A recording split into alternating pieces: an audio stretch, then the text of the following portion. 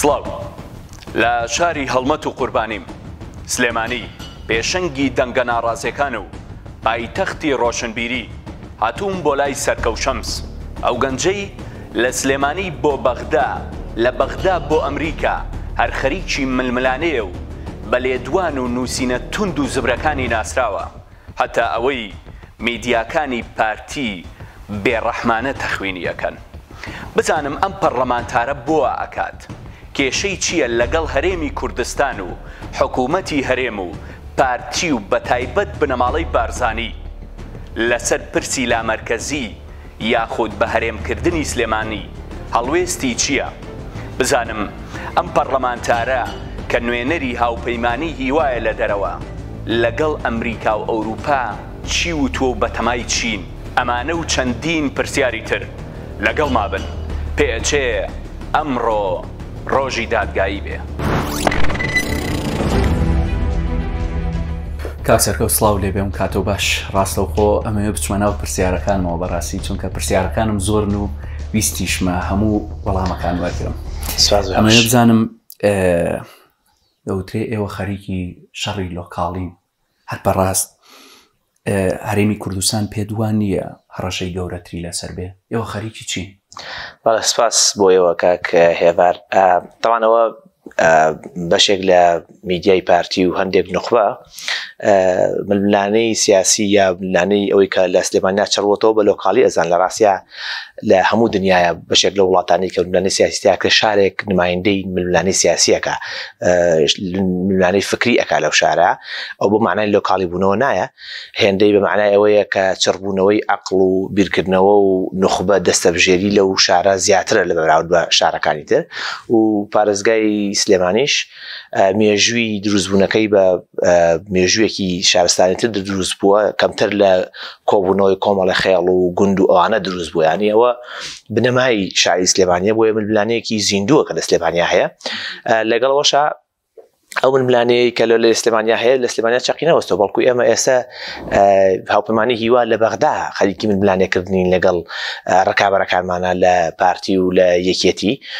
لەگەڵ حکوومەتی هەرێمی کوردستانە و لە ئاستی دەرەوە ململانەمان لەگەڵاکردن لەگەڵ کۆمەڵگەی نێودەوڵەتی ئێمە پەیوەندیمان هەیە و حتا ئێمە لە بادینانەوە تاوەکو خانەقین هەم لایەنگر و هەم دۆست و هەم کەسایەتی هەیە کە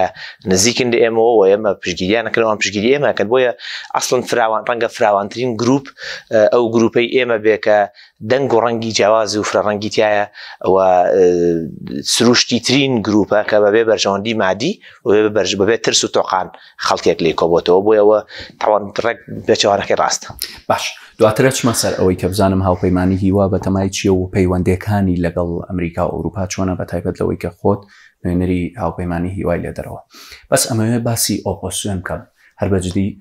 ئۆپۆسیۆن شکستی هێنا یان دزرا ئێوە ئەتانەوێت ببنە بەدیلی ئۆپۆسیۆن بەڕاست بەم لاوازیەوە چۆن ئەتوانن؟ ئۆپۆزیسیۆن فترەیەک بوو لە فترەکانی هەرێمی کوردستان ماوەی کەمتر لە 10 ساڵ کە لە بزوتنەوەی گۆڕان دەستی پێکرد بۆ کۆتاییاتنی بزوتنەوەی گۆڕان کۆتایی هات کە بۆچوونی من بزوتنەوەی گۆڕان کۆتایی هاتووە ئەوانە ئێوەی ئێستا وەکو گۆڕان ماوەتەوە تەنها با بڵێن کۆبوونەوەی زیاتری ئەوانەی لە ناو پێشە ناو یەکێتیا بوون ئەواتە تۆراوەکانی ناو کۆنی یەکێتی و لەگەڵ هەندێک خەڵک لەنگە بۆ وەرگرتنی بەرپرسایەتی لە بزوتنەوەی گۆڕانی ئێستا کۆبێتەوە بەڵام بزوتنەوەی گۆڕانی کە ئۆپۆزیسیۆن بوو ئەوەی کە نمایندەی کۆمەڵگەی مەدەنی و نخبە و میدیای ئەهلی و خەڵکی ناڕازی ئەکرد ئەوە کۆتایی هات کۆتایی هات بەداخەوە لە دوای 2000 تقریبا حەڤەوە کۆتایی هات بەڵام دواتر هەوڵ هەبووە ئێستاش هەوڵ هەیە بەردەوامی یەکێتی باڵێکی یەکێتی خەریکی دروستکردنی حیزبی ساختەیە بۆ دزینی ئۆپۆزیسیۆن پارتی بە ئەمان شێوە خەریکی دروستکردنی کاراکتەری ساختەیە بۆ دزینی ڕەنگی ناڕازی ئۆپۆزیسیۆن لەو شوێنی کە پیان نەکرێت لەو شوێنی کە پیان ناکرێت هەوڵی تیرۆری کاراکتەر و دادگاییکردن و لێوەسەردنەوەی حەسانە ئەدەن ئەوەی ئێستا هیوا هەوڵێکی خۆڕسکە یعنی شتێکی پلامۆدا ڕێژراو نەبووە کە هیوا بێتە بەدیل لە کوردستانە بەڵکو هەوڵێکی خۆڕسک و کۆمەڵە جوهدی شخصیە لە پەرلەمانی عراق کۆبووە هێشتا نوێنەرایەتێکی پەرلەمانیە یعنی نەبووە نوێنەرایەتێکی سیاسی چەتێکی سیاسی فراوان بەڵام ئەمەلی ئەوەی لێ ئەکرێت کە ببێتە چەتێکی سیاسی فراوان هەر لەبەرەوە شاگەر تەماشا بکەی لە ئێستاوە مەسەلەن میدیای پارتی بە بەردەوامی و بەشێک لە یەکێتیش بە بەردەوامی خەریکی لیانە لە هیوا لەوەی کە تۆمەتبارێکە بە کلێک گرێدان لەگە وڵاتانی تروانە لە ڕاستە ئەمە نیشانەی ئەو ترسێ هەمان ئەو سیناریۆ چیرۆکانەیە کە ئەو ترسەیە کە هەیان بوو لە زوتنەوەی گۆڕانی جاران لە ئۆپۆزیسیۆنێکی ڕاستەقینە ئەوان ترسێوان لێ نیشتووە کە لە ڕووی توانا و لە ڕووی جەماوەریەوە هیوا زۆر گەشەی کردووە لە ئاستی علاقاتی ناوخۆ و دەرەوە گەشەی کردووە کە پێشتر ئەوە نقطەی زۆعفی هێز ئۆپۆزیسیۆنەکان بۆ بە گۆڕانی جارانیشەوە کە علاقاتی خۆی لە چوارچێوەی لە دەرەوەی کە هەرێمی کوردستان لەگەڵ هێز و لایەنەکانی تر لەگەڵ وڵاتانی ترا دروست نەکرد زیاتر ئەو مؤسساتانە بەدەست پارتی وەکێتیەوە بوون بەڵام ئێستا تقریبا وردە گۆڕانکاریێکی تیاهاتووە بەهۆی هەندێک جوهدی خۆڕسکەوە لەو هاوڕێیانەمان کە لە هیواین بتوانین نمونەیەکی جیاوازتر پێشکەشکەین نوێنەرایەتێکی جیاوازتری هەرێمی کوردستان لە بەغدا پێشکەشکەین کە لە بەرژەوەندی هەوڵاتیانی هەرێمی کوردستان بێ طبعا ئەمە زیان ئەگەنێ بەرژەوەندەکانی پارتی زیان ئەگەنە بەرژەوەندەکانی یەکێتی بە کۆمپانیەکانیان بەوەی کە هیلانە هێزە شیعە و سونیەکان بژاردەی تریان هەیە بۆ ڕێکەوتن لەگەڵ کورد و لەگەڵ هەرێمی کوردستانە بۆ پێگەێنانی هاوپەیمانەتی لەوەی کە تەنها هەمووی شوێنی بارزانانی بکەوێت ئێمە وەکو هیوا ئەو تەوقەمان شکان بە ناوی یەک ریزی شوێنکەوتنی بارزانی ئێمە توانیمان وا بکەین کە ڕەنگێکی تر لە لای لایەنە شیعە و هێزە سونیەکان هەیە ڕەنگێکی تری کوردستانی هەیە کە جیاوازتر بیرەکاتەوە باوەڕی بە دیدێکی نیشتیمانیانەی هەیە و باوەڕی بە و قیتابە تائیفیە پرۆکسیەی بارزانی نییە ئێمە سەلمان بن کە بارزانی فاسدێکە وەکو هەر فاسدەکانی تری سەرکردەکانی عراق پێویستەکان ڕۆژ لە ڕۆژات دادگای بکرێت باش وڵات تەرکیزە بردم بەلای شتێکە هەر بەڕاست ئەم ململانی ئێوە لەگەڵ پارتی چییە بە تایبەت تۆ یعنی زۆر بە زمانێکی زبر و تند لەگەڵ بە تایبەت بنەماڵی بارزانی ئادوێت يعني أما بو لا تشي وسرتشاوا كاكيفار أكو شخص وأويك خلقك الأندامي خيزاني طبعا بن مالا من كم ترنا بن مالا اللي نمنا يعني مالي بارزاني مالي مسعود بارزاني شكون بن مالا خرنجة فراوان تربيه وخلقي معقول راكوبيكي جيتيابي وهديك شان نارازين لو أنا أيوب بارزاني وعبد المسور وكمان خلقي تركه بارزانين ولا بن مالي بارزانين وخلقاني كن كنارازين بمسياسة تاني استي مسعود وكركي بريان بيا ولا هذي بيكونوا سنة بەڵام ئەوەی کە بنلانەیە کە هەمانە لەگەڵ پارتیا بریتین نیە لە بنلانەی شخصی لەگەڵ خودی یا مەسعود بارزانی یا مەسروری کوڕی بریتیە لە تەوەجوهێک کە تەوەجوهێکی فاشیستانەیە ئەو تەوەجوهات پێی وایە هەموو دەنگە ناڕازیەکان مەحف کاتەوە پێی وایە هەموو کۆمەڵگە کۆنتڕۆڵ بکە دەست بەسەر هەرێمی کوردستانە بگرێت پارتی ئەو خەونەی هەیە بەجددی خەونی دەست بەسەراگرتنی کوردستانی هەیە و بە ناخۆشبەختانە پارتی لە دوای 76ەوە خەونی ئەوی هەبوو کە زیاتر لە نیوەی کوردستان 50 زایدێکی کوردستانی بەدەستەوە بێت جەلال تەڵەبانی بە هەموو کەم و کورتەکانیەوە بە هەموو ئەو تەنازولانی بۆ پارتی کردووە بۆ مەسعود و بنەماڵی بارزانی کردووە لە ڕابردووە بەڵام ڕێگەی نەیە 50 زایدێک بۆ پارتی بچەسپێ 50 زایدێکی ساختە تەزویر بۆ پارتی بچەسپێ هەتا قوبات لە 2018 چەسپاندی لە هاوچەرنەکانە بە تەزویر پارتی 45 کورسی هێنا قوبات بە دەنگی قوبات و بە دەنگی یەکێتی پارتی ئێستا بۆ بە کەڵگای کوردستان جا ئێستا کە یەکێتی ئەبینی تەسلیم بووە بۆ هێزێک نییە گۆڕانی جاران نەماوە لە بەرامبەر پارتیا بە ناچاری ئەبێتە سەرجوتی شخصی بن پێش ئەو سەردەمی گۆڕانیش و پێشتریش کە ڕۆژنامە نووس بووم و بە بەردەوامی ڕەخنەی توندم لە سیاست و بیرکردنەوەکانی پارتی دموکراتی کوردستان کردو پارتی دموکراتی کوردستان و بە تایبەتی ماڵی مەسعود بارزانی و کوڕەکانی هێزێکی فاشستن ئەبێ لێیان بدرێ ئەبێ بە تونترین شێوە لێیان بدرێ نابێ بە زمانێکی بەڕێز و کاک و ئەو شتانە نایان بێنی ئەوە نەڕێزی دادگا ئەگرێ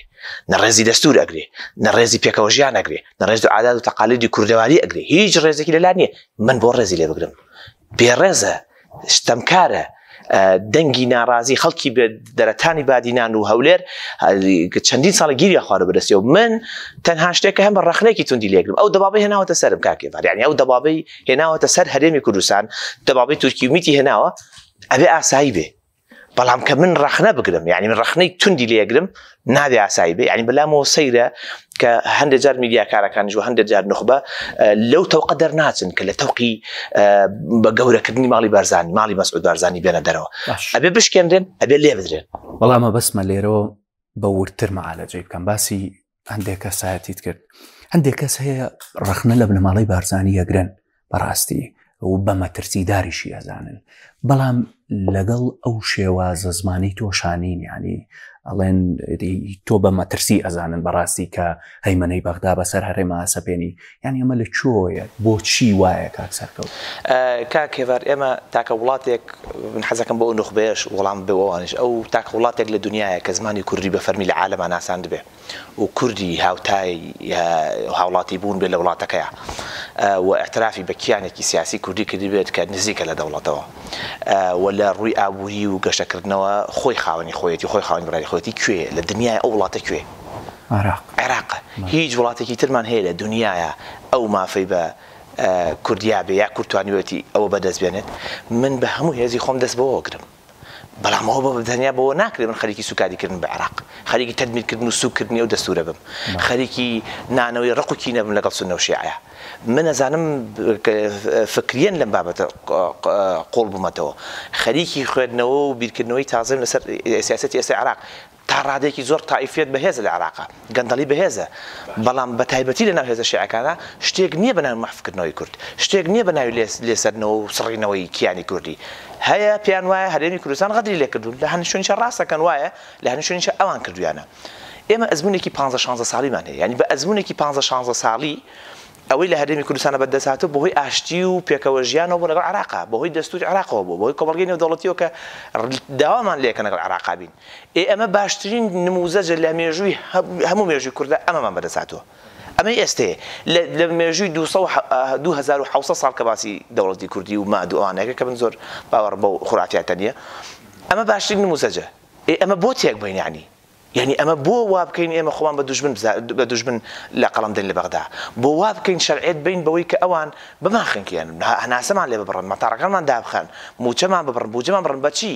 توازنی بەس دەبەرەوەی کە بە زمانی کوردی قسەکەین و کوردین و حتى هەوڵی جیابوونەوەش تهدید نییە لەسەرەوەن ئەزانین چی تهدیدە لەسەر عێراق چ شتێکی عێراقی تهدید کردو لە مەلا مستەفا لە 76 تاوەکو ئێستا چی کردوەتی ئەو کلێگرێدانی لەگەڵ ئیستیخباراتی وڵاتان ئەو کلێگرێدانی لەگەڵ تورکیا کە حساب بۆ عێراق ناکە تۆ خۆت هەوڵاتی هەرێمی کوردستانی هێزێکی غەیرە کوردی لە هەرێمی کوردستانە سیاست بکات تورکمانەکان سیاست بکەن جاری وایە لێدوانێکن یان ئیشارەتێکەکەن علامەتێک ئەمە علامەتی گورگەکەیە نازام چیەکە ئیکەن تورکمانەکانیکەن هەموو کورد خەڵک لە پێستەکان دەربێنی تورکمانەکان کە هی تورکیا ینی ڕەمزێکی کە خۆیان بە بەشێک لە تورکیا و لە تورک بوونەوەوانە ئەزانن لە هەرێمی کوردستانە کورد هەمووی لە شوێنی خۆی تورکمان و سەرکردەکانی تورکمانی دەستکەوێ ئەی هاڕێ یعنی ئەوە بۆچی بەلاتۆ نائاساییە ئەوان وا بکەن کە ڕەبتیان هەیە بە وڵاتێکی ترۆ بەڵام ئاغای بارزانی دەمەجاشی ئێرانە دەمەجاشی ئیسرائیلە دەمەجاشی تورکیایە هەمووی لە بەرژەوەندی بنەماڵەکەی خۆی خۆ لە بەرژەوەندی هاوڵاتیانی هەرێمی کوردستان نییە یعنی ئەمەی کە کردوتە تەنانەت 76 کاکە من ئەرشیفی CIA هەڵاوەتەوە بەشێک لەوان چەندین جار سەدام داوا لە مەلا مستەفاکە کە کلیک گرێ نەدا لەگەڵ CIA لەگەڵ ساڤاکە لە پشتی ئەمە شت نەکا بۆ متمانە دروست بێ بەشێکی زۆر لەوەی کە هەرێمی کوردستان بە تهدید بزانێت لە عێراق سیاسەتەکانی ماڵی بەرزانی و کلیگرێدانی ماڵی بەرزانی لە بەرژەوەندی خۆیان لەگەڵ وڵاتانی ترا بۆ بەرژەوەندی بازرگانی بۆی ئەمە زۆر یعنی بیرکردنەوەیەکی ترسناکە لەناو نخبەشە هەبێ کە بەو گوتارە درۆینەی ماڵی بارزانی باوەڕ بکەن ماڵی مەسعود ئەوەی کە لە بەرچاویانەیە یانەوەی هەمووی تەسلیمی ئەوانە بێ لەژێر کۆنتڕۆلی ئەوانە بێ یا تۆ خائینی و تەخوین لە قەڵەوەدا کاکی ڤەردمونێکی تر بێ بڵام یعنی بۆ نمونە میدیای پارتی بڕۆ ئێستا سەیری بکە هەر هەمووی تۆمەتە و هجوومە بۆ سەر شیعە و لیان لە ئێمە لەگەڵ شیعەکانان نزیکن لە کاتێکە ئێمە یەک پۆستمان لە شیعەکان وەرنەگرت یەک دینارمان لە شیعەکان وەرنەگرت یەک گرێ بەسمان لەگەڵ شیعەکانان نییە بەڵێ سەبقە نا شەخسی نە هاوپەیمانی هیوە یعنی تەنانەت سەرۆکی لیژنەیەکیشمان وەرنەگرتەوە بە حەقی خۆشمان لەگەڵ لایەنە شیعەکانە کاکە هەر ئۆفیسێکی ڕێکوپێکمان ناو پەرلەمانی عێراقا نییە پارتیوێکێتی هەیەە ئێمە نیمانە هەموو شتەکانیان بڵێ بەوان ناوە بەڵام ئێمە خەمی پێکەوە ژیان و خەڵکمانە شتەکە شەخسی نییە شەخسی بێ ئەبێ من تائیفی بم ئەبێ من دژی سونە و شیعە هیچ منەتم نییە نە وەزیرم هەیە نە پۆستم هەیە بۆ خۆم خەڵک عاتیفی خەڵک بەرزەکەمەوە خەریکی ئەو گوتارە بەتاڵانەیە بم کە لە مای ڕابردووە بەداخەوە بەشێکی زۆری نونەراتی ئۆپۆزیسیۆن شەر خەریکی ئەو گوتارە تائیفیە بووە لە بەغدا درێژەدان بە گوتاری تائیفی کە ئێستا بەرزانی خەریکەتی بەڵام ئێستا چەند ڕۆژێکە وەکو کۆمەڵە مرۆڤی سووک ماڵی بەرزانی وەشیار زێباری کە لەسەر گەندەڵی دزی لە عێراق دەرکرا نەدراوە بۆ بەغداد دەرگا لە کوتلە شیعە و سونیەکانە لای هاوپەیمانیەتی دێکڵا بکەن بەشێکی زۆریان ڕەتەکەن لەبەر هێزێکی زۆر بێسمعەیە یعنی خۆی ئەچێ بۆ لای شیعەکان کامەی کە هەمووی بە خراپی زانیون بۆ لای فەتح چووە بۆ لای عەمار حەکیم چووە بۆ لای سایرون چووە کامەی ئەو بە مەترسی ئەزانێ چووە لەگەڵانە ڕێکەوتن بکە دەرگا هاوپەیمانەتی بکە پێش هەڵبژاردن پارتی هیچ شەرم و حیاوشتی نییە باوەڕوشت نییە قەناعەت و مەبدە ئوشتیوای نییە بەرژەوەندێکی وایە خوازێ لەگەڵ هێزان نابێت لەبەر لەو منتیقە ڕەنگە و هێزان هەڵکشان نابن بەرژەوەندەکانی خۆی بارز با بخۆی یەکێتی هەر لێرەوە خەریکی هاوسەرەکانی یەکێتی خەریکی بۆڵەبۆڵکردن بن لە ترسی چاوەڕێنیەوە بن مەسعود بەرزانی مەرحەبایەکیان بەس پێ دوانیەوە کاریگەری هەیە ینی بۆ نمونە ئەوەی کە هاوسەرۆکەکانی جێتی ئەو ململانەیەکەن بە تایبەت لە هەوری شێرجەنگی ئەو ململانەیە بەو ململانەیە نەرم و یعنی شاراوە و بەنهێنی و خواخۆ بە مەسعود بەرزانی بنێ بە ئەو ململانەی بەوە ناکرێت ململانی بە ئازایەتی ئەکرێت ئەوە پارتی بە هەموو خراپەکانی ئازایە چێتە بەغدا ئەو لایەنانەی کە لە میدیاکانی ژەهری ڕشتۆ بەسەریانە ئێستا چ لەگەڵیان ڕێیەکەوێت خواتی دەرفەزێ دۆستەوە هاوپەیمانیەتی لەگەڵ لایەنە شیعەکان بکات کە ئێمە پێێتەوە بەتبارەکە کە من پێم وایە ئەگەر بتەوێت سیاسەتکەیە بێ جورئەتی ئازادی هەبێ نەماڵی تاڵەبانی ئەو جورئەتان هەیە نە بەشێک لەو هێزانی لە دەرەوەی پارتی وەکێتین ئەو جورئەتیان هەیە چاوەڕێن بزان مەسعود چی ئەکات شوێنی مەسعود بکەون کاکە واز لەو سیاسەتە بێنن واز لەو خۆکەمکردنەوە بۆ مەسعود بێنن ئێوە مەسعودتان کرد بە کەڵەگا ئەگینا کابرایەکە نەفکری هەیە دۆڕاوە کاکە لە شەڕی شەنگالا دۆڕا لە ڕێفراندۆمەکە دۆڕا باوکی لە 76 دۆڕا لە 96 هێزی لاوتە سەرمان ئەگینا دۆڕا بوو لە شەڕی ناوخوا یعنی ئەگەر ئەمانە ئەوەندە بە گەورەی نەکەن مەسعود بەرزانی چییە ئەمەندە بە دوایەوە بنزام ئەو چی کردی ئەو کەونە شوێنی یعنی تەسەوور بی ئەوە بکە بەنهێنی بەرزانێکی لەگەڵ لە هێزە شیعەکانە کۆبنەوە یعنی بۆ چییە ئەو لەگەڵ میتە بە ئاشکرا کۆبێتەوە کێشەی نییە تۆ بۆ بەنهێنی کۆبیتەوە لەگەڵ هێزێکی شەرعی عراقی هێزێکی شەرعی ململانەی سیاسیت هەیە لە عراقا هاوڕانیم دنیا ناکۆکی و بیرروبەچوونی جیاوازمان لەگەڵ هێزە شیعەکان هەیە بە خۆشمەوە بە حکومەتی باشەوە بەڵام پێمان وایە مەجالی تایە دەرفەتی تایە کە ئێمە لەگەڵ ئەوانە بۆ عراقێکی باشتر بۆ هەرێمێکی کوردستانی باشتر بگەینە ڕێکەوتن ئەوان ئەڵەن ئێوە غەدرمان لێکەن ئەو بڕەنەوتەمان بنێن با پشکەکە خۆتانتان بینێ یعنی هەر نمونەیەکی بەسیتی پێ بڵم لەسەر مەسەلەی کۆڕۆنا لەبەرەوەی سیاسەتێکی نیشتیمانیە نەنەوت نە هیچ شتێکەین لەگەڵ هاوڕێم دکتۆر غالب ئەتوانیمان مختبەر بۆ پارێزگای سلێمانی بین بۆ هەولێر و دۆکیشمان کردو بۆ زانیاریتان پارتی ڕێگری سەرەکی ڕێگە بە شەریکەیە نایە کە لە عێراقەوە هاتووە لە هەرێمی کوردستانە لە هەولێر و دهۆکە هەمان مختبەر جێبەجێکە لەسەر ئەرکی حکومەت عێراق خۆی بە پارەی حکومەت عێراق خۆی خەڵک بە بەلاش فەحسی کۆڕۆنا بکە بە بای ملیۆنان دۆلارە بۆ سلێمانی و گەرمیانمان جێبەجێ کردو بۆ هەڵەبژە و راپەڕنیش ئینشاڵڵا جێبەجێکردن و هەوڵی تریش هەیە بۆ چەند پرۆژەیەکی تر بە تایبەتی کاکێڤەر ئێمە شتێکمان کردوویانەوەی کە بەلامەوە گرنگە بەیەخۆ سەری بکەین یعنی لە سەرکردن مامەڵەکردن لەگەڵ هێزە شیعەکانە حکومەتەکانی پێشووی هێزە شیعەکان لە ڕووی ڕوویتۆریکەوە لە ڕووی ئیعلامەوە هەندێک جار لە میدیای کوردیا وا باسکراوە کە ئەمە مالیکی و دژەکردن و عبادی دژەکردنوانە ئەوش بە خەمی خەڵکەکەی خۆیەوە یعنی ئەو لەوێت بۆ خەڵکی لەوانە شیعەکان بێ بەنسبەت ئەوە وات نوێ ناکەکراوە کە ئەوان بەشدار بوون لە کاولکردنی وڵاتەکەی خۆیان و خۆیان بەرپرسیار نەکرد لە هەموو کابینەکانە کورد و پارتی بە تایبەتی پشکی شێری هەبووە لە کاولکاریەکانی عێراق وەزیرە کوردەکان لە بەغدا کاک کێڤار تۆ پێم بڵێ چیان کرد داهێنانەکان چیە مەسەلەن چیان بۆ عێراق کردووە کامە پرۆژەی مهمی وەزیرێکی پارتیم پێ بڵێ لە عێراق ئەوە فواد حسێن دنیایە مەلەفی لەسەر کەڵەکە بووە لە وەزارەتی خارجیە لە وەزارەتی مالیە وشیار هەردەریان کە وشار زێباری هەردەریان کرد لەسەر دزی لە عێراق کە وەڵی وەزیری تریشان بۆ معلوماتی یەک وەزیری کورد نییە یەک وەزیری کورد نییە بە نەزاهی لە عێراق هاتبێتە دەرەوە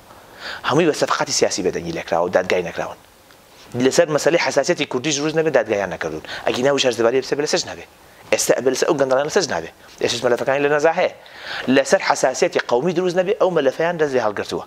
بەڵام هی شیعە کراوەتە سزنەوە هی سونە کراوەتە سزنەوە لەسەر گەندەڵی وەزیرە کوردەکان بە هەمان ئاستی ئەوان ئەگە زیاتریش نەبێت گەندەڵن لە بەغدا بەڵام فرسەتێک دروست بووە لە حکومەتەکەی عەبدولمەهدی لەگەڵ حکومەتەکەی کازمی ئەمانە خەڵکانی دیموکراتن خەڵکان باوەڕیان بە قەزەی کوردی هەیە باوەڕیان بەوە هەیە کە کورد خاوەنی ینی خۆشی بێ ینی خاوەنی ڕێزی لێ بگیرێ مافەکانی پارێزرێ کورد مێژوویەکی تای لەگەڵ عێراقی پێویستە دەرفەتیان پێ بدەن یعنی من ئەوم لە خودی کازمی لە عادل عەبدولمەهدیش بیستووە بەڵام ئەگەر ئێمە خەریکی سوکاتیکردن بین خەریک نەبین پێگەی ئەو هێزە دیموکراتانە ئەو شخصیاتی دیموکراتانە وەکو کازمی بەهێزکەین لە بەختایە هێزگەلێک گێتە پێشەوە لە ئەڵێ شەرعی مار بەدار مامەڵە لەگەڵ پێشەکاری دەستوورەکانی هەرێمی کوردستانەکە کە من ناخوازم وابێ من حەزەکەم لەناو هەرێمی کوردستانە ئۆپۆزیسیۆن و هێزەکانی تر بەیەکەوە ئێمە دارکاری گەندەڵکاریەکانی بەرزانی بکەین بەڵام بەتەئکید بن کە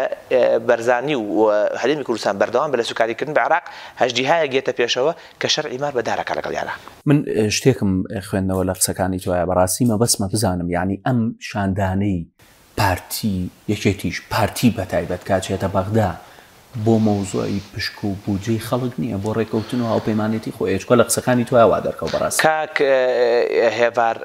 ئەم شاندەی کە ئەڕوا شاندێکی هیچ نییە ینیەوە بەڕاستەکەی شاندی حکوومەت ناڵم شاندە حیزبەکان شاندە حیزبەکە بەس بۆ پشک و پشکایە ئەو پۆستمان ئەوێ و وەکیل وەزیرمان ئەوێ و ینی بۆ نمونە تۆ فواد حسێن لە وەزیری دارایی بۆ لە بەغداوانە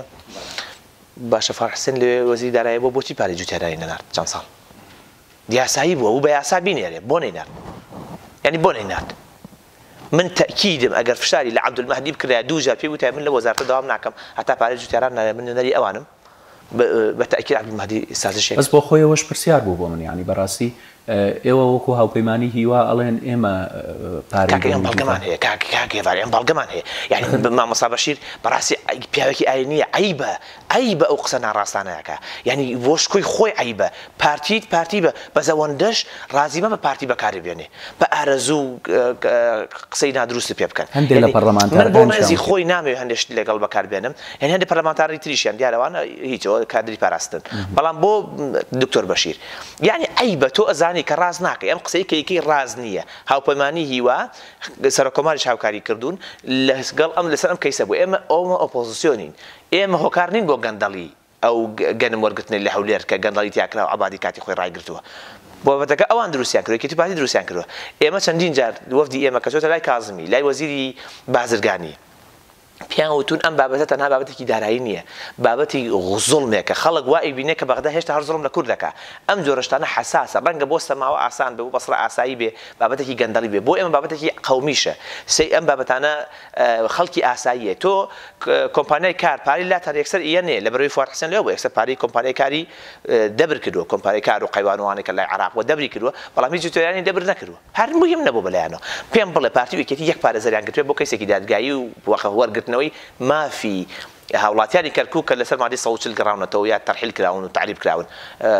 دادگایان کردووە جگە لە کۆمەڵ لە دوانی سیاسی بێمانە یەکشی تریان نەکردووە ئێمە بمان دەرکەوتۆ نوێنەرایەتی کورد لە بەغدا لە ڕاستیە بە تەواوەتی بە ڕاستەقینەیی لەم خولە دەستپێکە لە هیواشەوە دەستپێکە ئەو نوێنەرایەتی حیزبی بووە خەریکی بەرژەوەندی حیزبی بووە خەریکی شەڕی وەرگرتنی پۆست بۆ فعلا سەرکەوتوش بوون لە وەرگرتنی پۆستی باش پۆستی سەفیری پۆستی قاعیدی قواتی عسکەری عێراقی پۆستی مخابراتە وەزیری وەکیل وەزیری ئەو چەند ماوەیەکی تر چەند وەکیل وەزیرێک بۆ پارتیەکەتی دانرێ بەس خەریکی ئەو شتانەن عقدیان وەرگرتووە تا لە بەسڕە سەرکەوتوو بۆ پارتی لە وەرگرتنی عقدوشت بۆ کۆمپانیای کارە بەڵام بۆ هەرێمی کوردستان و مافی هاوڵاتیان ئەوە نوکتەش نییە یعنی ئەوەی پارتی هەر نوکتەش هەر لە کۆبوونەوەکان وەکو نوکتەش باسی ناکەن لەگەڵیانە باش خۆ هەندێک جار ینی بۆ مەسلحەتی خۆشیان بێ خزمەتی خەڵک بکەن ینی زۆر کات ئەوان کە ئەچنە بەغدا ینی بۆ کارێک ئەگەر بۆ خەڵکی نەکەن بۆ نمونە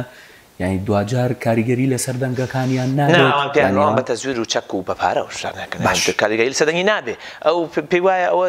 خۆی کاک هێوار کاچتە ئەو مفاوەزاتانە وەکو ئێمە هەنێک لە نەشیعەکان داوای ئەوە لێکەن ڕەنگە پێویستی بەوە هەبێ پشتگیری بکرێت لە دەنگدانا لە پەرلەمانە بۆ نمونە داوای هاوکاری دەکەن لە بەرامبەر ئەوەی کەوان هاوکار بن بۆ مافی هاوڵاتیانی هەرێمی کوردستان یە پارتیوەکێتی ئەو شتانیان بەلاوە مهم نیە ئەو شتە لە بەرامبەر گرێبەستێکی ملیاردان دۆلاریەکە بۆ کۆمپانیای کار بۆ بیکە بۆ جوتیاران کەی جوتیاران لای پارتی مهمە خۆی پارەی و مەقاول و جوتیاران ئەخوا لێرە لە هەرێمی کوردستان ئێستا بۆ شەڕی بۆ بکە لە عێراق یعنی بۆ بکە ئێمە سەر بابەتی هەڵبژاردنەکان بەڕاستی کە بڕیارە لە دەیدەیە بکرێت لەم ساڵە هاوپەیمانی هیوا لەم خولەیە دروست بووە ئەم خولەش ئەوەندەی نەماوە باشە هاوپەیمانی هیوا بەتەمای چییە؟ ئێمە لە ئێستا خەریکی ئەوەین کاری ناو هاوپەیمانەتێکە خۆی وەکو کارێکی هاوپەیمانەتێکی پەرلەمانی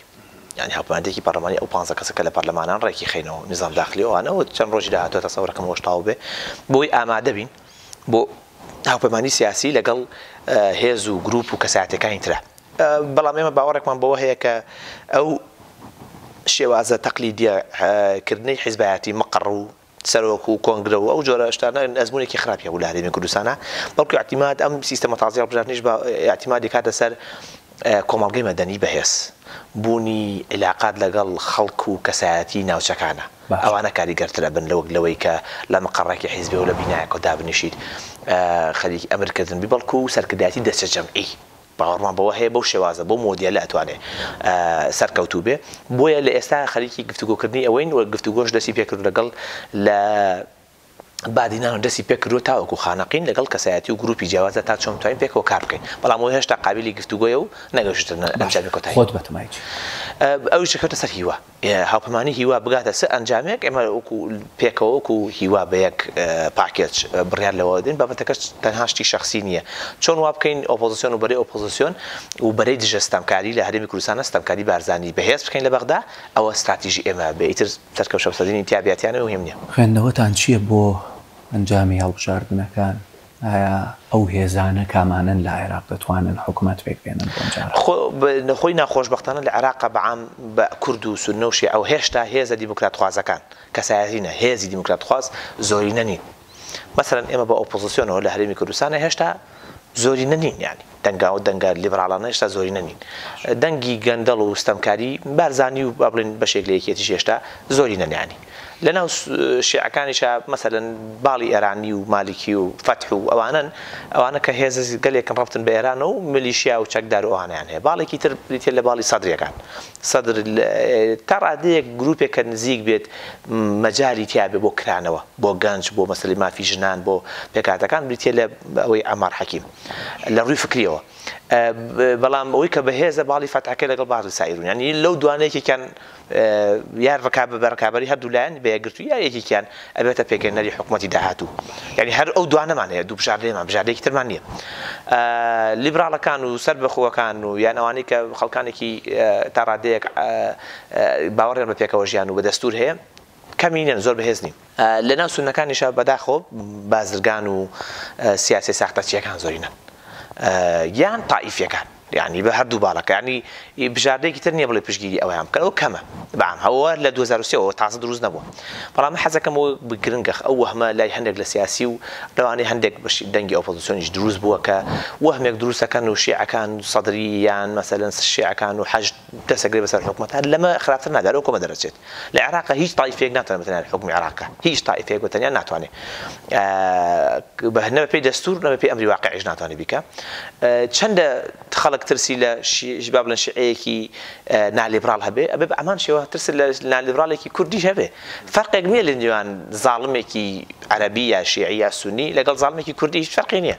ئەوەی کە سیاسەت و مۆدێل لە پارتی پێشکەشی کردووە هیچ هێزێک تا ئێستا لە عێراق نەیتوانێت ئەوە پێشکەشکە بەو ترسناکیە حکومڕانیکردن خەڵک حکومدان لەسەر گروپچات نەبووە لە کوشتن هەبووە لە هەرێمی کوردستان لەوێش هەبووە ینی بە هەمان شێوە گەندەڵی لەوێ هەیە لێرەش هەیە بە هەمان شێوە ئێمە نەما نامانەوێت خەڵکەکەمان خۆش خەیاڵکەین و بڵێن عێراق دیموکراتیە نە بەڵام لەبەر ئەوەی تەوازونی پێکاتەکانە پارێزرێت عێراق هێشتا هیچ هێزێک ناتوانێت حکمی مطلقی عێراق بکە و دەست بەسەر دەسەڵات و مؤسساتی عێراقیا بگرێت بە هەروە بە ئاسانی ئەوە وەهمە باش دەنگدان بەم سیستەمە هەڵبژاردن و دەنگدان بەم سیستەمە ئاڵۆزە یاخود ئاسانترە ئەزمونمان نییە لەگەڵ یاوەکو ئەزمون بەڵام تقریبا قیادەی ناوچەی دروستەکە دەرفەتەیە بە قیادەی ناوچەی تا ڕادەیەکیش بازنەکان دابەشەکات ینی لە نێوان کاندیدەکانە دەرفەتی تایە کە هێوار بۆ سەرکەوتنی کەسایەتی بەهێز نەک حیزبی بەهێز خەڵکی بەهێز کەس ینی دەرفەتێک دروستەکە کە پەرلەمانتەری اعتماد نەکات سەر حیزبەکەی با حیزبەکەش کاندیدێکە کە ینی خۆی شعبێتی نەبوو تاو دەرناچی پێویستی بە یەکێتی و پارتیشەوە ئەبێ کەسایەتەکە بەهێز بێ ئەبێ ناوچەکەش بچووکەکرێتەوە مەسەلەن بۆ نمونە من ئەگەر لە ناوچەی ئەی بۆ نمونە بازنەی ئەی خۆم هەڵبژێرم ئیتر خەڵکی ئەو ناوچەیە بەرام چاویان لە چالاکیەکانی منە بە من چەندێک شت بۆ ئەو ناوچەیە ئەەکەم جگەرەوەی کە بۆ هەموو پارێزگای سلێمانی بۆ هەرێمی کوردستانیش یەکەم بۆ ئەو ناوچەیە ئەوە چالێنجێکی تایە گرفتێکی تایە لەوەی کە ئێمە لە سیستەمێکی فدراڵیان هەرێمی کوردستان و حکوومەتی هەرێم تا ڕادەیەک کورفی کوردە کەمتر دەسەڵات بۆ پەرلەمانتارەکانی عێراق هەیە بۆ ئێرە کە ئێمە بە جوهد و بە هەوڵی خۆمان وامان کرد کە نوێنەرایەتی بەهای بۆ بگەڕێتەوە نوێنەرایەتی کورد لە عێراق ئەگینا لە خولەکانی پێشوە خەڵک هەر پێوا بۆ بەس هەموو شتێک ئەگەر بکرێت لە پەرلەمانی کوردستان ئەکرێت پەرلەمانی عێراق مهم نییە بەڵام ئێمەمان پێچوانە کردەوە ئەمە دەرفەتەیە بۆی خەڵک زیاتر ڕابطکار لەگەڵ دەنگدەرەکانیە لەگەڵ نوێنەرەکانیە و زەختێک لەسەر نوێنەرەکان دروستەکە ئیلا ئەبێت کار بکات بۆ خەڵکی ئەو ناوچە دیاریکراوەی کە هەڵی بژاردووە وەکو هیوایە هاوپەیمانی هیوا لەم خولەی هەڵبژاردن بەردەوام ئەبێت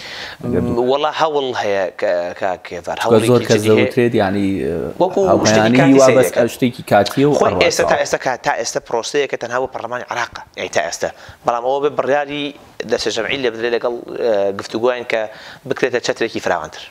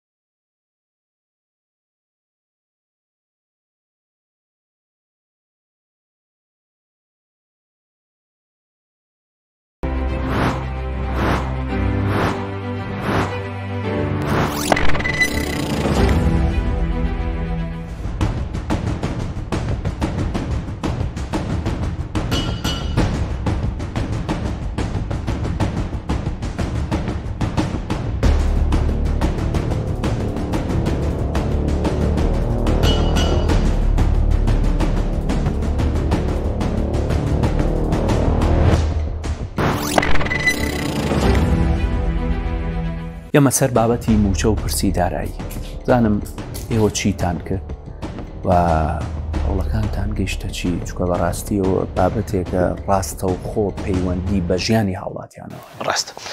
لە بەسەرەی پرسی موچە ئێمە سێ نوێنەرمان لە لیژنەی دارایی هەیە ئەو سێ نوێنەرایەتی هاوپەیمانی هیواکەن تا ڕادەیەکیش نوێنەرەکە یەکێتیش هاواهەنگ بۆ لەگەڵیانە لەوەی کە جارێکی تر نە دەرفەت نە بە حکومەتی عێراقی نە بە حکومەتی هەرێم نەدرێ یاری بکەن بە قوتی هەوڵاتیانی هەرێمی کوردستانەوە ئەوە دانی مەرجی سەرەکی و ڤیتۆی ئێمەیە کە دەنگ بە هیچ پرۆژێک ناین مەجالی تیا بێ هەردووکیان یاری بکەن بە قوتی هەوڵاتیانی هەرێمی کوردستانەوە واتە دەرفەت بدرێ ئەگە هەرێمی کوردستان پابەند و پارەکە نەرین ئەگە پابەند نە و پارەکە نانەرین لە بەرامبەر ئەوە ئێمە کۆمەڵە بەند و خاڵی تر ئەچەسپێنین لەوانە کە ڕێگە بە پارێزگاکان بدرێ خۆیان ڕاستە خۆ پەیوەندی بکەن لەگەڵ عێراقا و بتوانن موچە بگەڕنەوە بە هەوڵاتیانی هەرێمی کوردستان موچە لە ڕووی دارایی و ئیداریەوە هەموو ڕابطکردنێکی هەرێمی کوردستان و پارێزگاکانی بە عێراقەوە هیچ کێشێکی تیان نیە تەنها بابەتی سیاسی و ئەمنی هەیە کە بەنسبەت هەرێمی کوردستانەوە گرنگە ئەگەنا ئیداری و دارایی کێشە نیە گەر کاتی حکومەتی هەولێر فەشەلی هێنێ و غەدر لە سلێمانی ئەکا و زوڵمی لێ ئەکا وەک کردوێتی وەکو گاڵتەجار سەیری ئەوەکەن کە پارە بۆ پرۆژەکانی سلێمانی دابینەکەن و کردویانە بە نوکتە لەلایەن تەمان بە سەرکردایەتی قوبات کە دەبوو نوێنەرایەتی پارێزگایان بەڵێ ئەوە وا ئەکا کە ئێمە دەرفەتێکی تر دۆزینەوە دەواازەیەکی تر نێڵن سلێمانی بخین کە چونکە کاگێڤەر بنسبەت ئێمە سلێمانی تەنها پەیوەندی بە دەنگی منەوە نییە سلێمانی بە معنای جوڵانەوەی سیاسی و فکری و ڕۆشنبیری هەرێمی کوردستان تا ڕادەیەکیش بۆ کورد بەگشتی بریتە لە سلێمانی لە ڕووی ئابووری بکەوێت ینی ئەو حرەکەیە کەوت ئەبێتە حرەکەیەکی مرتەزەقی و خۆی پارتی ینی هیچ شتێکی تر نامێنێ باش لە پرسی نەوتە هەڵوێستی پارتی و یەکێتی و هاوپەیمانی هیوا چییە؟ بزانم لە چی شاجیاواز بەڵێ پارتی ئەوێ نەوت لەژێر کۆنتڕۆلی خۆیان بمێنێتەوە بە هەموو شێوەیەک یعنی چۆنی ویزووە پارە با بە عێراقی هەر چۆنێک بێ شعبەکەشی بمرێ لە برسا هەروە پارەکە بمێنێتەوە یەکێتی ئەم تیمەی کە لە حکومەتان گۆڕانیش تیمێکی زعیفی تەسلیم بووی بێڕوئیان مثلا پارتی بۆیان ترسێن لە 1970 بۆ 90 تقریبا نەوتەکە لای ئێمە بەرهەمیێت تەمانەوە پێشتر لە بەرەوەی کڵاوی لەسەر بەرپرسانی یەکێتی کردووە هەچی وەبەرهێنانە لە منتیقەی هەولێر و دووە کراوە هیچ لە منتیقەی هەولێر لە سلێمانی نەکراوە داناغاز هاو یەک دنیا مشکلیان بۆ دروست کرد ئێستش بۆ قەرەبووکردنەوەی هەموو حەقەکەیان ناوە داناغاز هیچ استفادەی لەوەی داناغازیش ناکەین نە لە نەوت نە لە غازی ئەم منتیقەیە ئیسtismار نەکراوە کە بتوانێت بۆ دەرەوەی خۆی بیفرۆشێ ئەمە هۆکارێکی با بڵێن سەرەکیە کە یەکێتی تەسلیمی ئیرادەی پارتی بووە پێی وایە هەموو نەوتەکە لای ئەوە وردەکاری ئەمە زیاترە هەوڕیان لە لیژنەی نەوت و ئەوانە باشتر بوریان مەسەرەن ئەم نەوتەی هەرێمی کوردستان کواڵیتی خراپە ئەگەر شتێک بەرهەمێک دروست ئەکرێت لەو غازەی کە لە گەرمیان و ئەو ناوە چایە هەیە بۆی بخرێتە ناو بۆریە نەوتەکە و تاوەکو نەوتەکە بتوانێت خۆی قوڕەوەکو قوڕوایە بتوانێت بە بۆریەکە بڕوە واتە لە هەندێک شت هەیە مادە هەیە لەم ناوچەیە بەرهەمێنرێ و هەندێک لە بیرەنەوتەکانی پارتی زۆر ئەو لەشە کۆنتڕۆلی پارتیان ناوچەی جناکۆ کە ڕەنگە ڕۆژ لە ڕۆژان دەستی بەسەرا بگیرێن ینی جێگەی ئەمان نییە ئەوەش ئەوەیە پاشان کاک هێوار ئێمە هەمومان داوایەکەین کە لە پشکی نەوت بودجەی عێراق هەموو شتێکان پێ بدرێت لە کاتێکە نەوت هەمووی لە بەسڕێ ینی پارتی بە چه ئەخلاقێکەوە باز لەوەکە ئەم کارتە بەکارهێنەوەیەکێتی گۆڕانیش تەرویجی پێیان کە نەوت هەمووی لای پارتی نەوت هەمووی لە بەسڕێ ئەی ئەنبەر بۆ وەرێک دێ ئەی نەجەف بۆ وەرێک دێ ئەمە چ قسەیەکە ئەی نەوت هەمووی لەو ناوچەیە لەبەرەوە ئێمە سیاسی باوەڕمان بەوە هەیە کە پارتی تەمان بۆ بەردەوامیدان بەخۆی پێویستی بۆی کۆنتڕۆلی نەوت بێتەوە بێ یەکێتی لە ترسایە هاوپەمانی هیوا پێی وایە لە مستەقبەلی درێژخایانە ئەم کە نەوت لەژێر کۆنتڕۆلی تورکیا بوو کە بەمان لەژێر کۆنتڕۆلی تورکیایە و لەگەڵ بە ڕێبەراتی پارتی هەرێمی کوردستان ژەکەوتەژێر تورکیا استراتیژیەن وایە هەرێمی کوردستان کیانەکەی لە عێراقایە بۆی عێراقیش لە مستەقبەلا وەکو حوجە بەکاری نێنێ هەموو مافەدە سوورەکانی هەرێمی کوردستان هەڵوەشێنێتەوە و لە بەرەوەی هەرێمی کوردستان کەوتۆ دەژێر کۆنتڕۆلی تورکیاوە استراتیژی بۆ دوورمەوداش و بەرژەوەندی وڵاتیان وایە ئەم نەوتە عێراق بیفرۆشێ سۆمۆ بیفرۆشێ هەرێمی کوردستان نوێنەری هەبێ بەڵێ باهی بێ بەڵام پێویستە کا سۆمۆی بفرۆشێ سۆمۆ ئەزمموی 100 ساڵەیەکی هەیە لە مامەڵەکردن لەگەڵ بازاڕ و نەوت و کڕین و فرۆشە و سومعەیەکی هەیە هەرێمی کوردستان قاچاقچێتی شتە هیچ نییە ینی هیچ سومعەیەکی نییە کەس نازانێت پارەکە لای کێ و بەکوێ ڕاوکێ هێنێ و مرتەزە لاخانی و ئاشتی هەورامی و ئەتروشی ئەنی ئالۆزینی قاچاقچی کۆمەڵە لۆر دوشتی شەڕن لۆر دوشتی نەوتین ئەم قاقلانیان داوەشکەوە هەندێکی بەرز ئارینەوەی هەندێکی بەرز ئیدریسی کوڕینە چیرۆیە هەندێکی بەرز مانسوورەوەیە یعنی ئەمەی لە ئەرێمی کوردستانە هەیە بە فعلی تەواوی حکومەتەکە بۆ خۆی بەدەست کۆمەڵە مافیا و فاسدۆیە لە عێراق لە دەروی حکومەت کۆمەڵە مافیا هەیە بەڵام لانێکم 1970 بۆ نەوتی نەوتەکە لەژێر کۆنتڕۆلی حکومەتی عێراقی خۆیەتی مؤسسەیە پێویستەکە مؤسسە نەوتی هەرێم کوردستان بفرۆشێ بۆی لە دەستی تورکیا ڕزگارمان بێ بۆی لە دەستی مافیاکانی کوردایەتیش ڕزگارمان بێ و بە ڕێگەی مؤسسات و مراقبەی پەرلەمانی ئێمەش بتوانین بە خەڵکی هەرێمی کوردستان بڵێن نەوتمان چەندێ و پارەکەمان چەندێ و مافتان چییە باش نامەوێن بەسەرات تێپەڕکا بەجددی ئەمە بگەڕێمەوە سەرپرسی لا مەرکەزیەت یاخود بە هەرێمکردنی سلێمانی ڕاتان چیە لەسەر ئێمە وەکو بابەتێکی گرنگ و جدی ئەیبینین یعنی وەکو خۆم شخصی و پێشم وایە لای هاوپەیمانی هیواش گرنگە هەموو پارێزگاکانی هەرێمی کوردستان و وەحدە ئیداریەکان و مۆدلێکی سەرکەوتوی اقتصادی و ئیداریشە لە دنیاە کە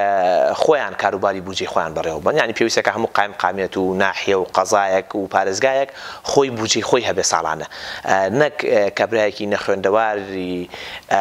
بەدبەختی نەشارەزا لە هەولێرەوە دابنیشێ بە ناوی وەزیری دارایی یا بە ناوی سەرۆکی حکومەتەوە بڕیاربار لە سەیسایق پێویستەکە کام پردە دروستکرێت چی دروست نەکرێت لە پێنجوێن کام جادە خیرکەن کامە خیر نەکەن یا لە ڕانیا یا لە هەڵەبجە لە گەرمیان یا لە زاخۆ بۆن بوونە ئەمە خەڵکی ئەو ناوچێ ئەوانە ئەبێ بودجەکە بەرزکەنەوە و ئەبێ ئەوانە خۆیان خاوەنی بودجەیەکی دیاریکراوی خۆیان بن ئەمە وەکو مەبدە باوەڕمان پێێتی بەڵام ئەو یەکێتی نەڕوئیای ئیداریەک ئەزانن ڕوئیاکەی چییە چۆن ئەمە تەڕەح بکەن وەنە پرۆژێکی جدیشە بەڵکو زیاتر ملانەیەکی سیاسی لەگەڵ پارتیا و وەرگرتنی هەندێک داهاتە کە نەچێتەوە هەولێر یا چەکەکانیشی نەچێتەوە هەولێر لێرە خۆیان ینی لە بەرامبەر ئەوە بەدیلێکی چۆنەتی ئیدارەدانی داهاتی سلێمانیان نییە یەکێتی لە بەرامبەر گروپێکی تریش هەن گروپی هەرێمی سلێمانی ئەوەش گروپێکی ترە مەرحەلەیەکی تر کە من پشگیریانەکەم بەڵام وەکو هاوپەیمانی هیوانەوەکو شخصی خۆم پشگیری ئەو بۆچوونە یەکەم کاتێکە هەولێر بەردەوام بێت لە چەسانەوەی سلێمانی و بمەسم هەولێر بمعنای حکوومەتی پارتیە لە سلێمانی و باوەڕشم بۆ نوێنرانی یەکێتی و گۆڕان نییە کۆمەڵی خەڵکی بەژەوەندی خوازی تەسلیم بووی پارتی ناتوانانی شتێ بۆ سلێمانی بکەن هەرە گەبیان توانای خەجاڵەت بن هەموو ڕۆژێ بەو ڕێگەیە ڕۆن بۆ هەولێر بە ڕێگەی ڕانیە و دوکانە هەسەری ئەو ڕێگەی بکەن وایە خەجاڵەتی بکێشن و داهات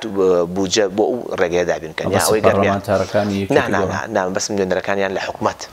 برک پەرلەمانتارەکان نوێنەرەکان لە حکوومەت کە بوو ئەو ڕێگە ببینن ینی خەجاڵەتی بکێشن ئەو ڕێگەبانانەی سلێمانی ڕێگەبانی نەگەی سلێمانی نییە لە فەلوجە شتیوانیە بۆیە لە مەسەی لا مەرکەزی لا ئێمە مەبدەئێکی دیموکراسی و بەرگری لەکەین بۆ ئاخر حد لە هەموو عێراق بەرگری لەکەین مەسەلەی یەکێتی تاکتیکێکی سیاسیە جیاواز باش وەڵام مە بەسمە بزانم بە گشتی وەکو خوێندنەوەتان بۆ هاوپەیمانی هیوا لەسەر لا مەرکەزی یاخۆ بە هەرێمکردن ئەڵێن ئەوەندەی بەشێک لە هاوڕیانمان لە هاوپەیمانی هیوا لەگەڵ ئەو بابەتی لا مەرکەزی یان پێداین دەسەڵاتی زیاترن بۆ سلێمانی یان هەر تا ڕەبتکردنی بە بەغداوە لە هەندێک بواری ئیداری و داراییەوە زیادکردنی پەیوەندی نێوان سلێمانی و بەغدا زیاد کرێ بۆ پرسەگرنگەکانی وەک چکم ئێمە 200 هەیە لە هەرێمی کوردستانە کە سەر بە عێراق لە سلێمانیە زۆرترین خاڵی سنووری هەر لە سلێمانیە کە لەگەڵ عێراق پێویستەکە بە هاوبەشی ئیدارە بدرێ بۆیە ناوچەی جوگرافی و سنوورمان لەگەڵ پارێزگای سلێمانی زۆرترینی هەیە لەگەڵ کەرکووکیش و لەگەڵ سلێمانی لەگەڵ کەرکووکیش و لەگەڵ پارێزگای سەلاحەدین و دیالەیە بۆیە وا گونجاوە ڕێگەوبانمان ڕەفتە بێکەوە وا باشترە کە سلێمانی ڕەبتی لەگەڵ بەغدا زیاد کات جگەلەوەی کە خۆشی خاوەنی دەسەڵات بێ بۆ بژانەوەی لە پێناو بژانەوەی سلێمانی ڕاستی یەک پارێزگانیە زیاتر لە پارێزگایەک ئەو داواکاریمان بۆ سلێمانی بۆ ئەوەیە باشە بۆ داواکردنی لا مەرکەزی لەلایەن یەکێتیەوە تاکتیکیە یەکێتی یەکەم پرۆژەکان گەر سەیدی پرۆژەکان بکەی کە پێشکەشیان کردووە ینی هەندێ پێوەی دیارە داوای ئەوەکەن کە ئەو پارەیە لە جەردەسی مەسرووی دەربێن میخەنە ژێردەسی مەسەن ئیداری گشتی ینی ناڵێ محافەزە بە قووەتەکەم و ئەنجومەنی محافەز چکم تۆ لا مەرکەزی بریتی پێویستەکە بەدیل هەبێ کاک هێڤار تۆ لە بەغدا لە کۆنتڕۆلی پەرلەمانایە بە حساب تۆ لێرەی خێتە ژێر کۆنتڕۆلی کێ ئەی مراقبەکەی چۆنە خۆ بۆ معنایانە لە دەست کۆمەڵە دز لە هەولێر دەست بێنین و بیخەینە لە کۆمەڵە دزیتر لێرە لە سلێمانی یعنی ئەوەی یەکێتی هەر ئەوەندە تونیە کات و کۆمەڵە پۆستیان پێن تونیەکەن و کۆمەڵە پۆستیان پێن بۆیە ئەوکو بابەتێکی جدی نابین باش دەچمە سەر ئیدارەی نوێی ئەمریکا و ڕۆڵی کورد لە ئیدارەی نوێی بایدنە بزانم تۆ عیلاقاتێکی گەورەشە هەیە لە ئەمریکا بزانم ئێوە خوێندنەوەتان چییە بۆ ئیدارەی نوێی ئەمریکا لەسەر پرسی کورد بە تایبەت وڵا عێراقیشە بزانم تۆ ماوەی کۆتایە بینیم لە پەیجەکەی خۆتەوە باست لەوە کرد وەکو نوێنەری هاوپەیمانی هیوا چوویتێتە ئەمریکا و لەوێ کۆبوویتێتەوە لەگەڵ ئەنجومەنی پیران و وەزارەتی دەرەوەی ئەمریکا چیت بەڵێ ئیدارەی نوێی ئەمریکا سەرتاوە کە گرنگە بەرچاوڕوونیەکمان هەبێ ئیداری نوێی ئەمریکا ئیدارەیەکی تا ڕادەیەک جیاواز زۆر جیاواز لە ئیداری ترەمپ بەتایبەتی لە جێبەجێکردنی سیاسەتی دەرەوەیە ئەم ئیدارەیە تا ڕاد دیبلۆماسی لە لای ئەولەویەتە پێش بەکارهێنانی هێز و چەک دووهەم ئەم ئیدارەیە باوەڕی بە عورفە نێودەوڵەتیەکان هەیە ڕێکەوتنەکانی ینی پێوەستێ بۆ ڕێکەوتنانی کە هەیەی ئەم ئیدارەیە پەیوانیە کە هەموو سیاسەتی ئەمریکا لە لێنز و چاویلکەی ئیسرائیلەوە بینێ ئیسرائیل گرنگە بەڵام لە چاویلکەی ئەوە نایبینێ ئەم ئیدارەیە بۆ بایەختان بە مەسەلەی مافی مرۆڤ لە جیهانە یەکێکە لە ئەولەویەتە گرنگەکانی ینی بابەتێکی لاوەکی نابێ تەنانەت محەممەد بن سەلمان جگەلەوەی کە کۆمەڵە چالاکوان دەست بەجێ لە دوای هاتنە سەرکاری بایدن ئازادی کردن چالاکوانی سعودین یعنی ئازادی کردوون چاوەڕێەوە کە ڕوبەڕووی سزا بێتەوە لەسەر مەسەلەی خاشقچی بایدن بەنیازە لەگەڵ شاه سەلمانە قسە بکات لەسەر ئەو بابەتە و لە وڵاتان لە میسر و تورکیا و وڵاتانی تریش ئەکەونە ژێر فشاری ئەمریکا و بۆ مەسەلەی پرسی مافی مرۆڤ و ئەمریکا دەست بەداری ئەو بابەتە نابێت لە هەرێمی کوردستان و عێراقیشە ئەو لە جیهانە بەگشتی ئەمە خەبەرێکی خۆشە بۆ کۆمەڵگەی مەدەنی و خەڵکانی ئازادی خواست و فشارەکانیان ئێستا ئیبینین لەسەر ئازادی خوازانی بادینانیش ئەیبینن کە ئەمریکا دەستی بە فشارەکانی کردووەوە ئێمە وەکو هاوپەیمانی هیواش دەستبەرداری ئەوە نابین خاڵی سەرەکی یەکەمی گفتوگۆکانیشم لە ئەمریکا بنەرەتی هاوپەیمانی هیوا لەگەڵ وەزارەتی دەرەوە و ئەنجومەنی پیرانیش بریتی بۆ لە ئازادی ڕاگەڕینی لە هەرێمی کوردستان چونکە ڕەبتە بە ئیستیقراری هەرێمی کوردستانەوە ئەگەر بابەتەکە ئەوە بێ مەسرور خاوەنی چەکە و میلیشیای هەیە بۆی ئەتوانێت ئەوە ئازادی خوازان دەرکەن دڵنیا بە زۆر ئاسانە هەندێک لەو هۆز و عشیرەتانی بادنانیش پرچەک بکرێ بەرامبەر پارتی ئەنی زۆر ئاسانە تۆ چەک و دەوڵەت بەکاری هێنی بۆ خۆت خەڵکیش ئەتوانێت بەکاری بێنێ بەرامبەر تۆ چی يعني مسرور دوو مناڵی نعل لە پێ هەموو محافەزەکان کرد لە هەولێر هێزە شکست خواردوەکەی لە گوێر و مەخبوور ڕیان کرد بە ڕۆژی نیۆڕۆ بە 6 چەکداری داعش لەبەرەوە ئەوە ئیستیقلالی هەرێمی کوردستانی پەیوەبەندە بابەتێک نییە بە تەنها پەیوەندی بە ئۆپۆزیسیۆنەوەی ئیستیقلالی هەرێمی کوردستان بۆ بەندە یاوەتە هەمومان نتوانین بە ئاشتیانە مەلملانەی سیاسی بکەین لە میدیا چی ئەڵێن بەیەک بیڵێن یان ئەوەیە تۆ بەچەک ئەیکەی خەڵکی تریش بەچەکی کە بەرامبەر تۆ خۆ زۆر ئاسانە سەدام ویستی بەچەک بە زۆر بیکە بە زۆری چەکێ نایەنە خوارەوە ئەوە بخۆ بابەتێکی تازە نییە وەکو نوێنەرایەتەکە بەسمەوە بخاڵی یەکەممان ئەمە بووە کە تەسیراتیشی هەبوو کۆمەڵە چالاکوان و خەڵکی تریش زۆر کاری لەسەر ئەم بابەتە کردووە لە ئەمریکا و بەردەوامی کاری لەسەرەکەن لە ئێستاە بەڵام وەکو هێزێکی سیاسی ئەم پەیامەمان بە ئەمریکەکان گەیاندووە ئێوە هاوکاری هەرێمی کوردستانەکەن بە مەرج بیکەن پارەیان بە پێشمەرگە بە مەرج بیەن ڕاهێنانیان پێکەن بە مەرجیان هەرێمی کوردستانە پارێزن لە هەڕاشەکانی ناوچەکە بە مەرج بیکەن مەرجەکانەوەیە کە بێ مەسەلەن موچەی پێشمەرگە بدرێ بە فولی خۆ ناکرێ پارێکە دابشکەن بەسەر میلیشیاکانی خۆتان بیە بۆ هێزانەی کە لەژێر چاودێری کە تحالفی نێودەوڵەتی و ڕاهێنانیان پێکراوە نەک میلیشیاکانی سەر بە بەرپرسەکانی پارتی وەکێتی دووهەم ئەم هاوکاریە هیچ شتێک نییە ئەمریکا خۆی ئەیدا بۆ بەرژەوەندی خۆشی بەڵام بوو لەبەر دۆستایەتی لەگەڵ هەرێمی کوردستانە ئەم هەمان ئەم پارێ نایە بە سوای عراقی خۆی پارەکەیە دوو هەندێک هاوکاری و دیبلۆماسی و پشتیوانی سیاسی هەرێمی کوردستانەکەن لە بەرامبەر وڵاتانی دراوسیا بە مەرج بیکە مەرجەکەوێ پشتگیری ئازادی ڕادەربڕی بکەن ڕێگەمەیان ئەوانە هەردوو کوردستان بکەن بە زیندانێک لەبەرەوە ئەوە کە ئەشی بینن وردەوەدە هەنگاوەکان نیشانە بینن کە بێدەنگ نابن لە ئاستی زوڵمی بەرپرسانی هەرێمی کوردستان بە تایبەتی مەسرور زۆر ترسناکانان بابەتەی دەست بۆ بردووە و حکومدانی خەڵک بۆەوەی کە سیخوڕی بۆ ئەمریکا کردووە یعنی ئەگەر مەسەلەکە سیخۆر بێت تۆ خۆت و باوکت سیخوڕی تورکیان هەر سیخوڕی تورکیان پێویستەکە دەستوریان و یاسایان حکم بدرێن ئەو هاوڕێیانە چالاکوانن یعنی سیخوڕی ئەوەیە کە بە ئاشکرا بڵێ لە فەیسبوکەکەی خۆی بڵێ ئەوە لەگەڵ ئەمریکەکانە کۆبوو ئەوە سیخوڕی پێوڵن ئەوە چ قەشمەری جاڕێکە چ گاڵتە جاڕیەکە کە پارتی دەسیاوەتێ بۆیە ئەم پەیوەندیانی ئێمە لەگەڵ ئەمریکایە ئەو فشارەکانیشمان لەگەڵ کۆمەڵگەی نێودەوڵەتی وڵاتانی تریشە لەسەر هەمان لە چوارچێوەی هەمان بابەتە باش گەشتبینی بەم ئیدارەنوێر چەنە تۆ وەکو خۆت وا دیارە کە ژەترامپ یاربەتی من دژی ئەو دنیا بینیە با بڵێن ناسیۆنالیستیە تۆمڕەوەی ترامپم ئەو دنیا بینیەی ئەو بایدن ئەوەی کە گرنگە خۆی خاوەنی معریفەیەکی زۆرە لەسەر هەرێمی کوردستان و مێژووی هەرێمی کوردستان و خەڵکی کورد و زوڵمەی کە لێی کراوە ئەوە بۆ ئێمە گرنگە گەشتبینم لەوەی کە لە ڕووی سیاسی و ئابووری و ئەو هەیمەنەیە کە ئەمریکا هەیەی بە جیهانە بە ئیجابی بشکێتەوە بەڵام چاوەڕوانی هەموو چاوەڕوانێکیشمان هێلکەکانی خۆشمان بە ئەمریکا هەڵناواسیان هەموو شتێک پێمان وایە ئەمریکا و مام بکە پێویستمان بەوە هەیە لە ناوخوا خۆمان ڕێخێنەوە چ عێراق چ هەرێمی کوردستان چ ڕۆژاوای کوردستان خۆ ڕێخەیتەوە چ ئیداری خۆ ڕێخەیتەوە چ لە ڕووی تەسلیح و ڕاهێنانی سەربازی و مەسەلەی تەکنۆلۆژیای سەربازیە چونکە تۆ لەمە ناوچەیە جاری وا هەیە ڕەنگە تا ئەمریکا بەخەبەری و فریاد ئەکەوێتەوە پایتەختەکەت دەست بێت وەکو بۆ خەریک دەستی بێت باشە پرۆژەیە کە بایدنی زۆر پێناسرا پێش ئەوەی ببێ بەسەرەوە پرۆژەی هەرێمکردنی عێراق بوو دابەشکردنی سێ هەرێم ئەم پرۆژەیە استراتیژیەم پرۆژەیە بۆ عێراق بەرەو کوێ ئەڕوا خۆی بایدن چی ڕۆڵێکی هەیە لەو بینە کاک هێڤار بایدن ساڵی 2002 پێم وابێ هاتۆتە پەرلەمانی کوردستان لە پەرلەمانی کوردستانە بەڕوونی لەگەڵ سیناتۆرێکی ئەو کاتە کە دواتر بۆ وەزیری دیفاع چەک هیگڵ باسی ئەوەکەن کە ئێوە ڕازی بوون بە سەرکردایەتی یەکێتی و پارتیاڵێ کە لە عێراقا لە دوارچەوەی سیستەمی فیدرالیزم بمێنەوە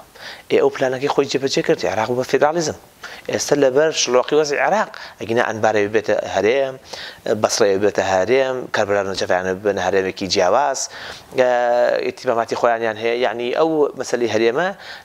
لە ئێستا دەوڵەتی عێراق لاوازە بەرگری لە خۆی پێ ناکرێت بۆیە جارێک هێشتا قورسە جێبەجێکردنی بەڵام هەر لە ئێستا ئیداریان شۆڕ کراوەتەوە پارێزگاکانی عێراق بایدن ئیش لەسەر سیستەمی فیدرالی عێراقەکە ئیش لەوە زیاتر شتێکی تر ناکەوێت یعنی ئەوە خەیاڵ خۆشیە بەتەمایەوە بن عێراق دابشکە بۆ سێ وڵات و یان سێ کۆنفیدرالیەوەنە بابەتی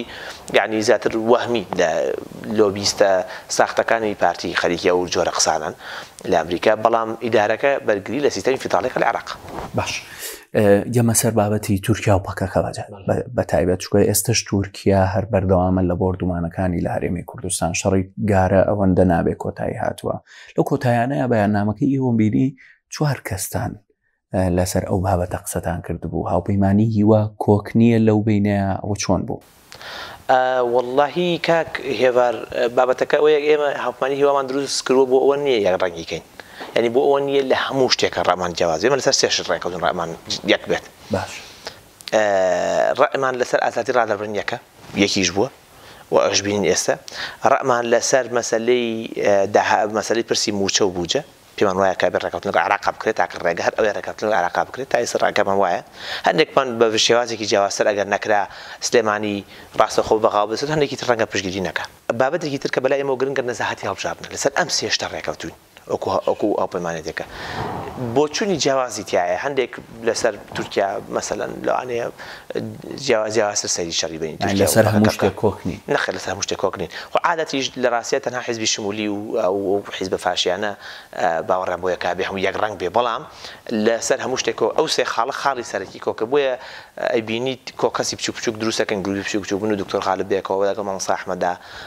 جەلوای 5 کەس بەیەکەوە کارێکەکەین شتێکی جیاوازە بەڵام ئەوە ئەبێ لەو هاوڕێیانی هیوا خۆیان پرسی کە بۆ چونیە لەسەر ئەو بۆردومانی تورکیا و دەستوەردانی تورکیا چێ بەڵام منەوە بە داگیرکاریەکی داگیرکاری ئەبینم بە خەڵقی دەستوری عێراقی ئەبینم داگیرکاری هەرێمی کوردستانی ئەبینم پێویستەکە بەری پێ بگیرێت باش دوو پرسیاری کۆتایین بە کورتی وەڵام بیتەوە هەر دووکی لە یەک چوارچێوەیە چکە لە کۆتایی بەرنامەکەیان سپاس دەکەم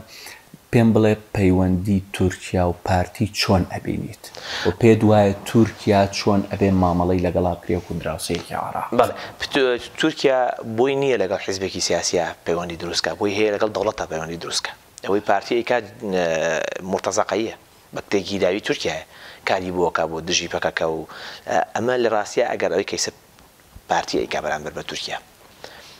قەناعەت بێ ئێستا ئەگەرەوە حەشدی شەعبی بیکردە بەرامبەر پەکەکە بیکردایە بەرامبەر پەکەکە بیکردایە بەرامبەر هێزێکی کوردی جیاوازتر لە ڕۆژاوا بیکردایە ئێستا هەموو کورد هاتوو بۆ سەر هەموو نوخبە هاتوو بۆ سەر میدیا و سۆشال میدیایان پڕ کردبوو لەوەی کە بە نەفرەتکردنی شیعە بەڵام پارتیەکە بۆ بێدەنگن ئەوەی پارتی جاشێتیە ئەوەی پارتی بۆ تورکیاکە جاشێتیە پەیوەندی لەگەڵ تورکیا پێشوازی لێ یەکەین هیچ کێشەمان لەگەڵ پەیوەندی لەگەڵ تورکیانی تورکیا پەیوەندی اقتصادیمان هەیە سیاسی دیبلۆماسیمان هەیە لە ڕێگەی عێراق و لە ڕێگەی هەرێمی کوردستانی شۆ تا ڕادێک کلتوری بەشێکی زۆر لە هاوڵاتیانی کورد لەوێژن ئێمە تا ڕادێک تا ئاستێک ئەڕۆین کاگێبار بەشێک لەو هاوڕانی لە هیوان لە گفتوگۆمان لەگەڵ یانە شیعەکانە وەکو چۆن ئێمە وەکو کورد بۆمان نییە وەکو کورد بۆمان نییە عێراق و سمعی عێراق و خاکی عێراق بەکاربێنین بۆ هاوبەشیکردن پشگیریکردنی ئیسرائیل کە ئێستا پارتی بە شێوە لە شێوەکانە و کارانەکە دژی جوڵانەوەی فەڵەستینی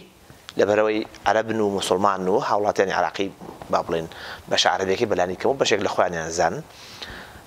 ئەوانیش بۆیان نییە سومعە و دەوڵەتی عێراق بەکاربێنن بۆ لێیان لە هیچ حرەکی کوردی لەو ناوچێ چونکە ئەم عێراقە عەرەبی نییە ئەم عێراقە کوردی عەرەبی تورکمانی پێی پێکاتەکانە ئەمە ڕێک تاکە ڕێگەیە و جیاوازی سەرەکی ئێمەش لەگەڵ بیرکردنەوەی لەگەڵ نوخبە و لەگەڵ پارتیا و لەگەڵ لایەنەکانترا ئێمە بەڕوونی لە ئیعلامە پێماوەتون لە کۆبنەوە ئەوەمان پێوتون کە يعني مقبول بوون لایەنە شیعەکانەوە کە بەڵێ بزەبە دەبێ وابێ عێراق ئەبێ هی هەمومان بێ ئەگەر هەمومان بێ عین چی یعنی نەبەس خەریکی خزمەتکردنی عالەمی عەرەبی بێ ئەبێ خزمەت دۆزی کورد پەنابەرێکی کورد لە ئێران لە تورکیا هەڵێت ئەبێ لێرە بپارێزرێ بەڵام کاگێڤار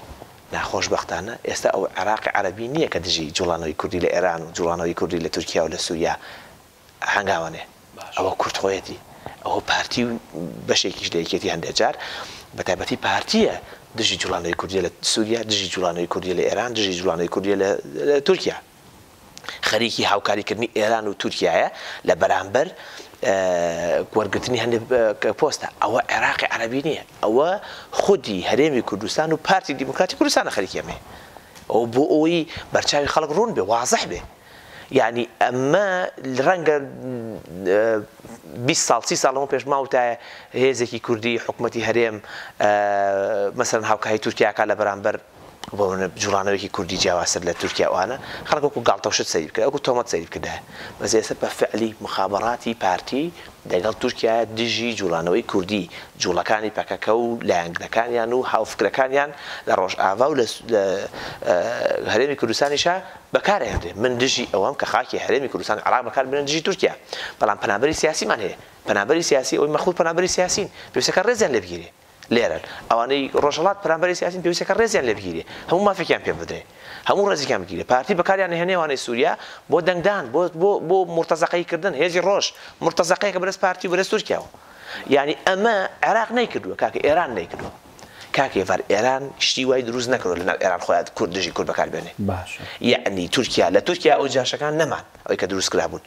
ئەمەی پارتی کردوەتی هیچ دوژمنەبیری لێ نەکردووە بەرامبەر بە کورد بیکە هیچ دوژمنەبیری لێ نەکردووە کەواتە تۆش لەگەڵ ئەوەیە کە کورد ڕاستەوخۆ کورد خۆی دوژمنی خۆیەتی هەموو کورد نە لە مێژووا سەری کە هەموو کورد نە کاکە لە مێژووا سەری کە هەچی ڕێکەوتن کرابێ کە پارتی خۆی تایە ئەنتەر نەبوو و سەردار نەبوو بێ تێکیاوە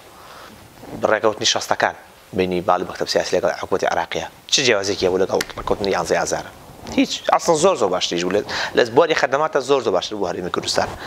83 بۆ منە کە ئەکرێ بە هەمان شێوە ینی ئەمە بەزیوی و ملشۆڕی